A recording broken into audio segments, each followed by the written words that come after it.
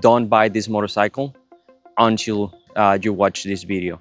So let's start with some of the features of this motorcycle. This one is a 750 or 755 parallel twin engine, water cooled. It has in United States 83 horsepower. For Europe it comes with 90. I don't really know why is the difference between US and Europe. It's same engine, same everything, but they have that difference. It has 55 pounds of torque for the engine, which is pretty good. So we have a weight of 459 pounds for the motorcycle. Something that for me was very important for an adventure bike is 21 inches on the front and 18 inches wheel on the back. Also, I'm a pretty tall guy, so this one is 33.7 inches seat height. So it was something that I was looking. I'm a 6-inch foot tall, but I didn't want also something super hard.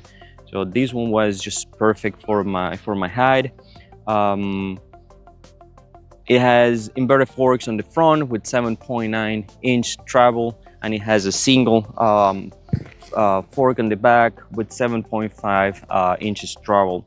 It has dual brake on the front with 310-inch diameter, and it also have a single disc on the back with 256 inches. So after I told you all that, to be honest with you, it took me like 2 or 3 months to decide which one was the best adventure bike for me. When I started looking at them, there were several other models. The Yamaha Tenere, it was the KLR from Kawasaki, it was the BMW GS models, and I couldn't find like the perfect balance. So I started seeing motorcycles one by one, checking on the dealers, testing them, and that's how it came that for me this one was the best adventure bike. That doesn't mean that this is the perfect adventure bike for everybody, but for me, in my case, after I did all the reviews, after I test all the bikes, I decided to do it. So price is an important thing, right? So if you have unlimited resources, you can it's going to be a little bit easier to decide on a different bike. But also price is something that was into the equation for me. I didn't want to buy anything over $11,000 or at least $10,000. So that one cut my list down to some other motorcycles. So my recommendation, if you decided to go and buy an adventure bike, is that you go out and test all the motorcycles that are within your price range. Because there is no perfect adventure bike. All of them, they're different. I tested the Tenere 700, I tested the KLR 650. And they're amazing motorcycles. Each of them has different features that are gonna be amazing. The BMW GS, the Suzuki's.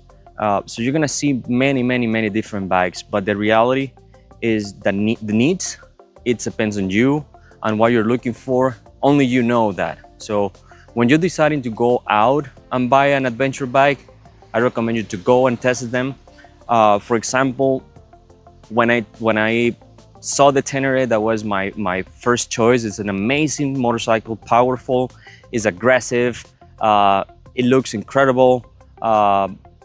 It's super nice bike, but when I sit on it, it's a motorcycle that is extremely comfortable and super tall. So is very tall seat, very hard seat also. And when I sit on it, immediately I didn't like it. So for many other people, you guys are gonna disagree with me, but that's something that for me was important. So I said no to the Tenere. Then when I saw the KLR, it was more comfortable, better seat height. But when I checked the conditions in which you can ride, is not a motorcycle from Florida. You can only do a maximum 80 miles per hour. So in Florida, you need something that can do 80 miles per hour easy and not to the max, because on the highways, that's something that you will need to be doing. So you need something that really can do that. Also, I saw it a little bit weak on the front and on the front brake, only one disc. I didn't like it. I want something that when I need to stop, it will stop hard on emergencies basis. So that's another reason why I didn't went with the KLR. Um, I didn't really like the look of the Suzuki. Um, the Vistrom, I think so it is. So I was not really into that one, and one of the also biggest reason I decided to go with the Transalp is Honda. So I was looking for something reliable, something that can go whatever you want. I will always start on the trip, and then when you need to do service, is not extremely expensive, is easy to do maintenance, is also not expensive to do maintenance. So the Honda gave me all that, and when I went to the dealer and I tested for the first time, I got in love with the motorcycle. It has a very comfortable seat. It's super light. I also tested the African Twin. It's a beautiful beast motorcycle. It was too expensive and very heavy. So I didn't see myself driving on traffic with that size of motorcycle. Maybe for future, if I decided to do longer trips, the African Twin will make sense. But for now, it didn't. So the Transalp was much better what I was looking for. It has also nice features that I like it. It connects with my cell phone, with my helmet. I can, control volume, control music all the way on the handlebar here directly with the new buttons that they have. Nice screen. It comes with many features already predefined, and to put the GPS bracket was directly to be done. Power supply, everything was ready to put. You don't need to cut cables. You don't need to do anything on this motorcycle to put everything that is on it right now. Something that I didn't pay attention when I bought it, and I will say that this the only thing that I don't like a lot. It can be improved by Honda. Also, there are options to improve it. Is the size of the gas tank is only 4.5 gallons. It gave me only 200 miles per tank, which I was expecting a little bit more for an adventure bike. I was expecting to have something like 300 miles per tank, like the Africa Twin or the BMW GS. But yeah, like I said, in the United States, you have gas stations everywhere.